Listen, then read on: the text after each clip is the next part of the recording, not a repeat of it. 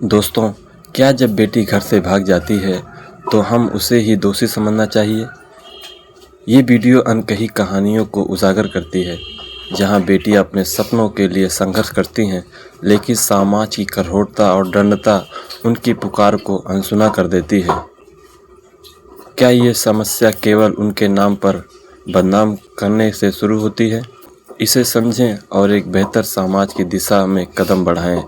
दोस्तों, देखते हैं कि एक बेटी और बाप की बातों में क्या अनसुनी कहानियाँ छुपी हुई हैं, क्या हमारे समाज को दर्शाती हैं और क्या समझाती हैं। तो वीडियो स्टार्ट करते हैं। वीडियो लास्ट तक ज़रूर देखना, चैनल को सब्सक्राइब कर लें और वीडियो को शेयर ज़रूर करना। माँ बाप की बात नहीं मानती। क्या कहते हैं माँ बाप? बताओ। तो माँ बाप भगवान है ना, तो भगवान के पास आए। आपको क्या अच्छा लगता है, क्या करना अच्छा लगता है? हमें वृंदावन में अच्छा लगता रहना। ठीक है, वृंदावन अच्छा है, आपको वृंदावन अच्छा लगता है, अच्छी बात है। तो आपको अपने माँ बाप से क्या दिक्कत है? बताए चली जाती है महाराज, हमारी बेइज्जती होती है। हम जात के राजपूत हैं, हमारी बहुत बेइज्जती होती है। इनसे कहते हैं तुम्हें ज़रूरत है तो मम्मी को या पापा को लेके 2-4 महीने में दर्शन करा दें हम सब में। हमें कहीं नहीं अच्छा लगता, बस लगता है यहीं पे दफन हो जाए बस। तो माँ बाप अच्छे नहीं लगते आपको? हमें कुछ नहीं अच्छा लगता। अच्छा, शादी ब्याह नहीं करना? क्यों? हमें बस भगवान से प्यार। भगवान से प्रेम होना तो अच्छा है, परंतु माँ बाप की बात मानना भी तो अच्छा है ना बेटा। बेटी हो तो माँ बाप की आज्ञा नहीं मानोगी तो फिर आगे कौन बेटी मानेगी? और ऐसे में फिर कौन माँ बाप बेटी पैदा करेंगे? ये पूरा सिस्टम ना खराब हो जाएगा। सीता भी तो भगवान को पाई, लेकिन माँ बाप की बात ना मानी, माँ बाप की आज्ञा के पालन में रही कि नहीं? समाज में ये आती हैं और वहाँ तो ये होता भाग गई लड़की। हम लोगों को पता नहीं, हम ढूंढते रहते हैं। तो मेरी इज्जत तो चली गई। तुम भगवान से प्रेम है तो हम लोगों के साथ आओ, प्रेम से दर्शन करो, 1-2 दिन रुक के घर चली जाओ साल 6 महीने में। ये नहीं कि परमानेंट यहीं भाग लो। हम लोग ढूंढते रहते हैं 4-4 दिन तक। कितनी उम्र है आपकी? 22 साल। पढ़ाई करती हो? पढ़ाई हमने छोड़ दी। अरे वो शांत रहो।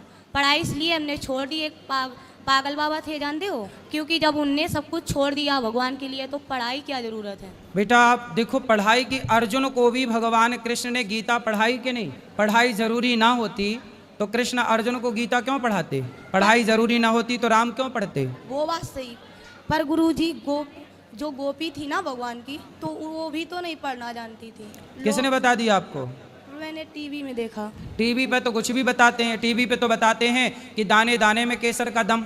तो क्या सही है? टीवी पे तो बहुत कुछ बताते हैं, जीना अगर जरूरी है तो पीना बहुत जरूरी है। तो क्या टीवी की ये बात भी मान लोगी? हर चीज़ नहीं मानने की होती ना बेटा। जो मानने की योग्य है वो मानो।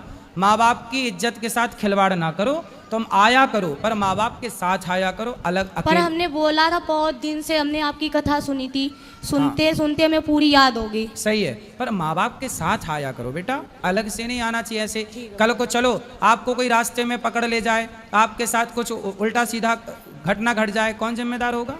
पर हमें भगवान पे विश्वास है ना। भाई भगवान पे विश्वास क्या अर्जुन को नहीं था? भगवान पे विश्वास क्या द्रौपदी को नहीं था? द्रौपदी को तो भगवान पे विश्वास था, फिर भी सभा में साड़ी उतारी गई कि नहीं? रक्षा भी तो जरूरी है ना बेटा। इसका विश्वास है भगवान पे, इसका मतलब ये थोड़ी है कि आप अपनी जिम्मेदारी ना उठाओ। अरे आपको भगवान ने समझ दी है, सही गलत का ज्ञान है, तो आपको अपने कुछ काम खुद से तो करने होते हैं ना। भाई, इस बहन को भगवान के प्रति इतनी मोहब्बत और इतनी श्रद्धा है कि माँ बाप को भी छोड़ने के लिए तैयार रहती है। कहती है कि मैं गुरुजी के पास आके रहना चाहती हूँ, मैं यहीं दफन होना चाहती हूँ। गाइस, बहन बेटियों का ऐसा होना ज़रूरी है कि भगवान के प्रति मोहब्बत होनी चाहिए, लेकिन माँ बाप को छोड़ के उनकी बातें ठुकरा के ये शायद अच्छी चीज़ नहीं है, क्योंकि समाज ये चीज़ को पसंद नहीं करता है।